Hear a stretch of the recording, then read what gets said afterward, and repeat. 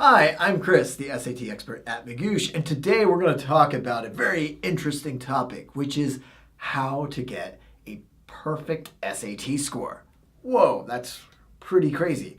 But yes, people actually do get a perfect SAT score, but it is very rare because it is super hard to do. But I'm going to give you some tips to hopefully help you edge up ever closer to the summit of perfection on the SAT. So let's start with know your fundamentals. This is the very first thing I'm putting here because it's important to know that, hey, look, you can't just go in there guns a-blazing and say, I'm going to get a perfect score unless you really know the concepts. You have to know all the stuff from math that you've learned in the past that's tested on the SAT. In terms of grammar, you have to know your punctuation rules. You can't get away without knowing these fundamentals. So if you haven't gotten to this part yet, this is the first step.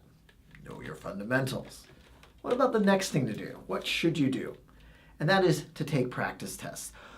Only by taking practice tests can you actually put your knowledge to the test. And even if you know all the fundamentals, you can still miss questions. Why? Well, that's for you to figure out. I mean, there's many reasons why. It's the way the test asks questions. It's maybe that you have pacing issues, even though you know everything you weren't able to finish, or maybe you made a careless mistake. The only way to answer or to figure out what it is that's preventing you from perfection is to actually take a practice test. And don't just take any practice test.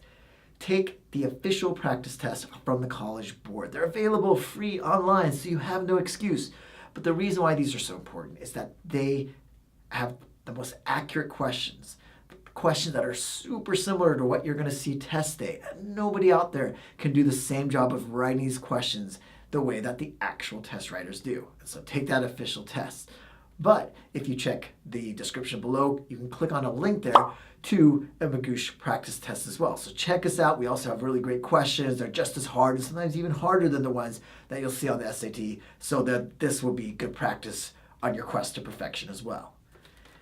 Next, and I talked about this just a second ago when it came to the practice test, and that is work on pacing.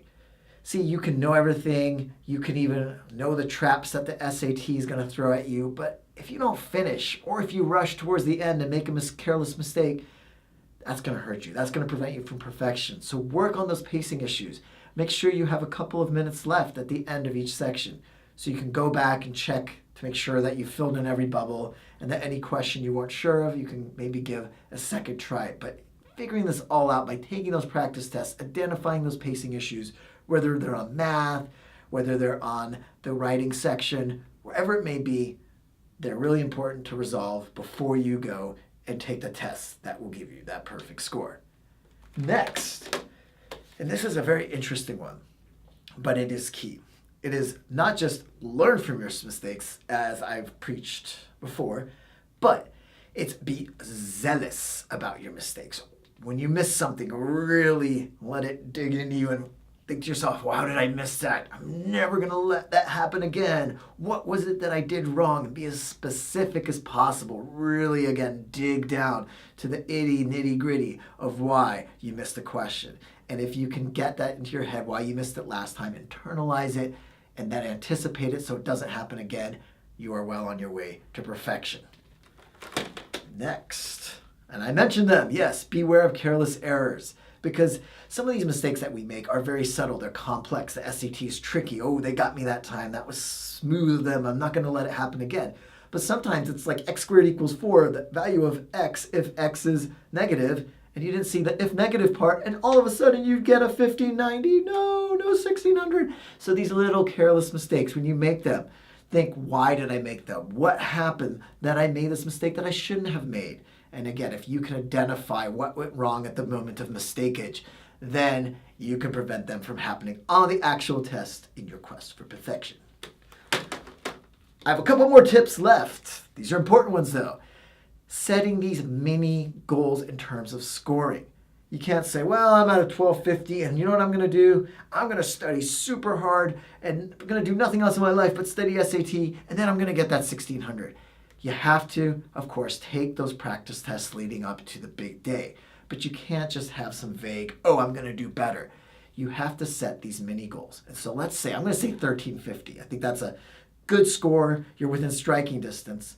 And so let's use that. 1350, you take a practice test after that, the 1350, and you get 1410. I like that. Your goal then was 1400. You set that goal of 1400. Then what's your next goal?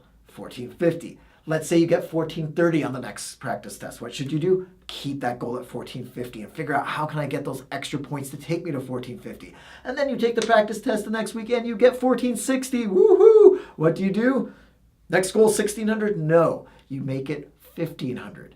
And if you struggle to get past 1460 for the next couple practice tests, then maybe it's 1480. But keep doing it incrementally like this so you can have something that's attainable that you can reach when you do the next practice test. And eventually you're going to be building all the way up to that 1600.